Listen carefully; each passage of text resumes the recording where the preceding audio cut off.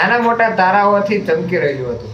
ઠંડા પવનના સુસવાટાથી પોતાના જૂથ અને ફાટેલા જબ્બાને શરીર વધારે ને વધારે લપેટી એક વૃદ્ધ ડોસો શહેરના મધ્ય ભાગમાં થઈને જતો હતો. સ્વાધીન અવસ્થા ભોગવતા કેટલાક ઘરોમાંથી આ વખતે ઘંટીનો મધુર લાગતો અવાજ, કોઈક વહેલા ઉઠનારના પગરખાનો છેટથી સંભળાતો શબ્દ કે કોઈક આકડે જાગેલા પક્ષીનો સ્વર, એ સિવાય શહેર તદ્દન શાંત હતું. લોકો મીઠી નિંદ્રામાં ઘોરાતા હતા અને શિયાળાની ઠંડીથી રાત્રિ વધારે ગાઢ બની હતી. કહે નહીં છતાં કતલ કરી નાખે એવા મીઠા મનુષ્યના સ્વભાવ જેવી શિયાળાની ઠંડી કાતિલ હથિયારની માફક પોતાના કાબુ સર્વત્ર ફેલાવી રહી હતી. વૃદ્ધ ડોસો ધ્રુજતો અને શાંત રીતે ડગમગ ચાલતો શહેરના દરવાજા બહાર થઈ એક સીધી સડક પર આવી પહોંચ્યો ને ધીમે ધીમે પોતાની જૂની ડાંગના ટેકાથી આગળ વધ્યો. સડકની એક બાજુ ઝાડોની હાર હતી ને બીજી બાજુ શહેરનો બાગ હતો. અહીં ઠંડી વધારે હતી ને રાત્રિ વધારે સીમણી બનતી ગઈ. પવન સોસરવો નીકળી જતો હતો ને શુક્રના તારાનું મીઠું તેજ બરફ પડે તેમ પૃથ્વી ઉપર ઠંડીના કટકા જેવું પડ્યું હતું. જ્યાં બાગનો છેડો હતો ત્યાં છેલ્લામાં છેલ્લી ઢબનું એક રોનકદાર મકાન હતું. તેની બંધ બારી તથા બારણાની દીવાનો ઉજાસ બહાર પડતો હતો. ભાવિક મનુષ્ય દાતારનું શિખર જોઈ જેમ શ્રદ્ધાથી આનંદ પામે તેમ વૃદ્ધ ડોસો આ મકાનની લાકડાની કમાન જોઈ આનંદ પામ્યો. કમાન પર એક જરી પુરાણા પાટિયામાં નવા અક્ષરમાં લખ્યું હતું, પોસ્ટ ઓફિસ. ડોસો ઓફિસની બહાર પડથાર પર બેઠો. અંદરથી કોઈ ચોક્કસ અવાજ આવતો હતો, પણ બે ચાર જણા કામમાં હોય તેમ વ્યાવહારિક ગુપસુપ ચાલતી હતી. પોલીસ સુપ્રિન્ટેન્ડન્ટ અંદરથી અવાજ આવ્યો. ડોસો ચમક્યો પણ પાછો શાંત બનીને બેઠો. શ્રદ્ધા અને સ્નેહ આટલી ઠંડીમાં એને ઉષ્મા આપી રહ્યા હતા. અંદરથી અવાજ પર અવાજ આવવા લાગ્યા. કારકુન અંગ્રેજી કાગળના સરનામા બોલી પોસ્ટમેન તરફ નાખતો જતો હતો. કમિશનર, સુપ્રિન્ટેન્ડન્ટ, દિવાન સાહેબ, લાઇબ્રેરિયન અને એક પછી એક અનેક નામ બોલવાનો અભ્યાસી કારકુન ઝપાટા બંધ કાગળો ફેંકીએ જતો હતો. અમર કથાઓ. એવામાં અંદરથી એક મશ્કરી ભર્યો અવાજ આવ્યો. કોચમેન અલી ડોસા. વૃદ્ધ ડોસો હતો ત્યાંથી બેઠો થયો. શ્રદ્ધાથી આકાશ સામે જોયું ને આગળ વધ્યો અને બારણા પર હાથ મૂક્યો. ગોકળભાઈ? કોણ? કોચમેન અલી ડોસાનો કાગળ કીધો ને, હું આવ્યો. જવાબમાં નિષ્ઠુર હાસ્ય આવ્યો. સાહેબ, આ એક ગાંડો ડોસો છે. એ હંમેશા પોતાનો કાગળ લેવા પોસ્ટ ઓફિસે ધક્કો ખાય છે. કારકુને આ શબ્દો પોસ્ટમાસ્ટરને કહ્યા. ત્યાં તો ડોસો પોતાના સ્થાન પર બેસી ગયો હતો.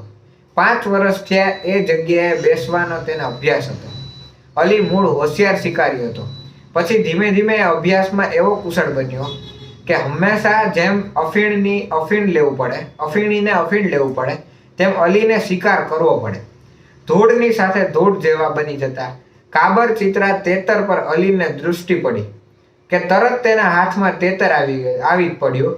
એને તીક્ષ્ણ દ્રષ્ટિએ સસલાની ખોમાં જઈ પહોંચતી આસપાસના સૂકા પીળા કાગળના કે રાપડાના ઘાસમાં સંતાઈને સ્થિર કાન કરી બેઠેલા ચતુર સસલાના ભૂરા મેલા રંગા કદને ખુદ શિકારી કૂતરા જુદો ન પાડી શકે.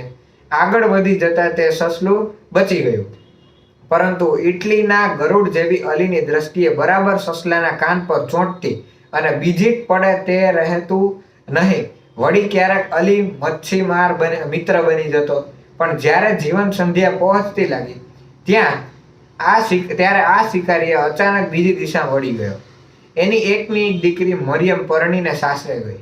એના જમાઈને લશ્કરમાં નોકરી હતી, તેથી તે પંજાબ તરફ તેની સાથે ગઈ હતી અને જેને માટે તે જીવન નિભાવતો હતો તે મરિયમના છેલ્લા 5 વર્ષ થયા કાંઈ સમાચાર નહોતા.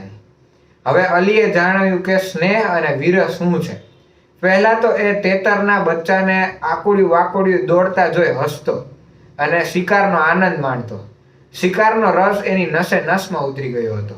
પરંતુ જે દિવસે મરિયમ ગઈ ને તેની જિંદગીમાં એકલતા લાગી તે દહાડાથી અલી શિકાર ભૂલી ગયો. સ્થિર દૃષ્ટિએ અનાજના ભરચક લીલા ખેતર તરફ જોઈ રહેતો અને જિંદગીમાં પહેલી વખત સમજાયું કે કુદરતના સ્નેહની સૃષ્ટિ અને વિરહના આંસુ છે. પછી તો એક દિવસ અલી એક ખાખરાના ઝાડ નીચે બેસીને હૈયાફાટ રોયો. ત્યાર પછી હંમેશા સવારમાં 4 વાગે ઉઠીને એ પોસ્ટ ઓફિસે આવતો. એનો કાગળ તો કોઈ દિવસે હોય નહીં, પણ મરિયમનો કાગળ એ એક દિવસ આવશે તેને એવી ભક્તિ જેવી શ્રદ્ધાને આશાભર્યા ઉલ્લાસમાં તે હંમેશા સૌથી પહેલો પોસ્ટ ઓફિસ આવીને બેસતો. પોસ્ટ ઓફિસ કદાચ જગતમાં સૌથી રસહીન મકાન, એનું ધર્મ ક્ષેત્ર તીર્થ સ્થાન બન્યું. એક જ જગ્યાએ ને એક જ ખૂણે હંમેશા બેસતો ને એવો જાણ્યા પછી સૌ હસતા. પોસ્ટમેન મસ્કરી કરતા અને ક્યારેક મજાકમાં એનું નામ દઈ એને એ જગ્યા પરથી પોસ્ટ ઓફિસના બારણા સુધી કાગળ ન હોવા છતાં ધક્કો ખવડાવતા. અખૂટ શ્રદ્ધા ને ધૈર્ય હોય તેમ એ હંમેશા આવતો ને દરવાજે ઠાલ હાથે પાછો જતો. અલી બેઠો હતો એટલામાં એક પછી એક પટ્ટાવાળાઓ પોતપોતાની ઓફિસમાં કાગળો લેવા આવવા લાગ્યા. ઘણું કરીને પટ્ટાવાળાએ 20મી સદીમાં અધિકારીઓને સ્ત્રીઓના ખાનગી કારભારી જેવા છે એટલા આખા શહેરના દરેક ઓફિસરોની ખાનગી ઇતિહાસ અત્યારે વાંચતો. કોઈના માથા પર સાફો હતો, કોઈના પગમાં ચમચમાટી કરે તેવા બૂટ, એમ સૌ પોતપોતાની વિશિષ્ટ ભાવ દર્શાવતા હતા. એટલામાં બારણું ખોલ્યું. દીવાના અજવાળામાં સામેની ખુરશી પર તંબુડા જેવું માથું ને હંમેશાનો દિલગીરી ભર્યો ઉદાસીન ચહેરો લઈ પોસ્ટ માસ્ટર બેઠા હતા. કપાળ પર મોં પર એક આંખમાં ક્યાંક તેજ ન હોય. ત્યારે માણસ ઘણું કરીને ગોલ્ડસ્મિથનો વિલેજ સ્કૂલ માસ્ટર, આ સદીનો કારકુન કે પોસ્ટ માસ્ટર હોય છે. અલી પોતાની જગ્યાએથી ખસ્યો નહીં. પોલીસ કમિશનર કારકુને બૂમ પાડી ને એક થનગનાટ કરતા જુવાને પોલીસ કમિશનર કાગળ લેવા હાથ આગળ ધર્યો. સુપ્રિન્ટેન્ડન્ટ. બીજો એક પટ્ટાવાળો આગળ આવ્યો. એને આમ ને આમ સહસ્ત્ર નામાવાળી વિષ્ણુ ભક્તની જેમ કુરાન કારકુન હંમેશા પડી જતો. અંતે સૌ ચાલ્યા ગયા. અલી ઉઠ્યો. પોસ્ટ ઓફિસમાં ચમત્કાર હોય તેમ તેને પ્રણામ કરી ચાલ્યો ગયો. અરે શેકાઓ પહેલાના ગામડિયો, આ માણસ ગાંડો છે? પોસ્ટ માસ્ટરે પૂછ્યું. હા, કોણ?